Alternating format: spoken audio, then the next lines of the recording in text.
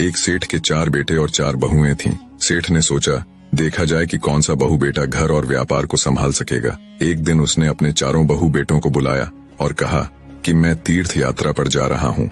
तुम चारों को मैं गेहूं के 5-5 दाने दे रहा हूँ। इसको संभाल कर रखना, जब मैं वापस आऊंगा तब तुमसे ले लूंगा। यह कहकर सेठ ने 5-5 दाने चारों बहुओं के हाथों में रख दिए और तीर्थ करने चला गया। 1-2 दिन तो बहुओं ने गेहूं को संभाला। फिर बड़ी बहू के मन में आया कि दे भी गए ससुर जी तो गेहूं के 5 दाने। उसने दानों को फेंक दिया। दूसरी बहू ने उसको पोटली में रखकर कहीं डाल दिया और ये सोचा कि ससुर जी के आने तक पोटली पड़ी रहेगी, और वह लापरवाह हो गई। तीसरी बहू ने 5 दानों को जतन से रखा और रोज उनको गिन लेती।